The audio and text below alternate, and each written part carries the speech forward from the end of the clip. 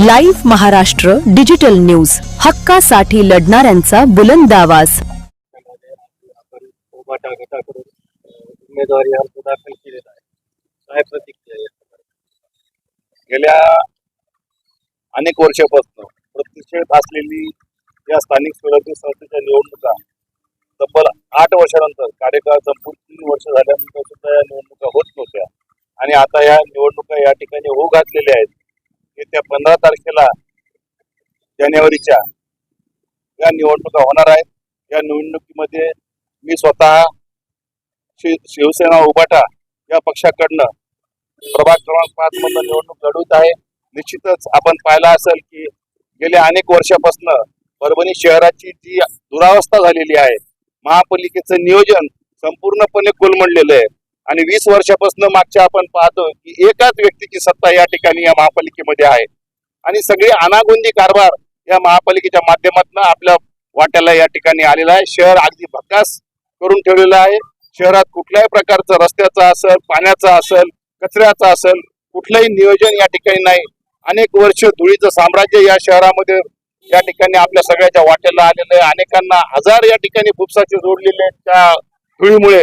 त्याचबरोबर तुम्ही पाहिला असेल की आता कुठं निवडणुकीच्या तोंडावर एक 4 रस्त्याचं काम या ठिकाणी फक्त होत आहे, परंतु जी मागे जे विकास कामं आहेत ती विकास कामं जर आपण पाहिलं तर गेल्या अनेक वर्षामध्ये एक मोठा बॅकलॉग या ठिकाणी विकास कामाचा निर्माण झालेला आहे.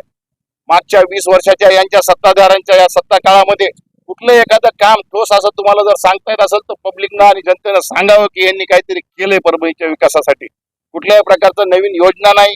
जी वास्तू जे काही आपल्या मालमत्ता होत्या महानगरपालिकेच्या ज्यातनं उत्पन्न मिळायचं त्या मालमत्ता उदाहरण दाखल आपल्याला या माझ्या प्रभागामधलं 5 मधलं जर आपण पाहिलं तर आपलं सुपर मार्केटची जर वास्तू आपण पाहिली तर गेल्या अनेक वर्षापासून त्या वास्तूमध्ये आता फक्त 3 ते 4 दुकानं त्या ठिकाणी कार्यरत आहे. एवढी मोठी वास्तू आहे ज्या ठिकाणी या महापालिकेला किमान 10 लाख रुपये महिन्याचं उत्पन्न या ठिकाणी या वास्तूच्या माध्यमातून मिळू शकतं. अशा अनेक वास्तू शहरामध्ये आहेत महापालिकेच्या, ज्याची अवस्था आता अतिशय मोडकळी झालेली आहे त्या वास्तू आणि त्यातनं जे उत्पन्न मिळायला पाहिजे ते उत्पन्न सुद्धा या ठिकाणी आता या महापालिकेला मिळत नाही.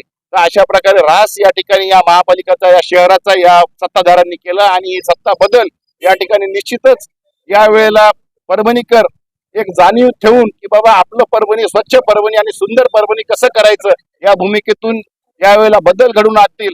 आणि मला खात्री आहे की आताच आपण पाहिलं असेल की मागच्या काही दिवसामध्ये आमचे खासदार माजी नगरसेवक जे की आमच्या पक्षामध्ये सामील झाले, त्यात उदाहरणार्थ माजुलाला असतील, श्याम खोबे असतील, दिलीप ठाकूर असतील किंवा अजून नंदू दरक असतील, तर एक चांगले मजबूत उमेदवार या ठिकाणी आम्ही या निवडणुकीच्या अनुषंगाने आमच्या शिवसेना उभाटा पक्षाकडनं दिलेली आहेत. आणि येत्या काळामध्ये काही प्रभागामध्ये आमच्या महाविकास आघाडीचे घटक आहेत त्यांच्यासोबत सुद्धा आमची या ठिकाणी युती आहे आणि निश्चितच भविष्यामध्ये येणारी महापालिका आमच्या महाविकास आघाडी आणि शिवसेना उभाटा गटाच्या या ठिकाणी महापौर झाल्याशिवाय राहणार नाही ही मला खात्री आहे. आणि निश्चितच असा बदल हे परभणीकर या निमित्तानं करतील याची मला खात्री आहे. धन्यवाद.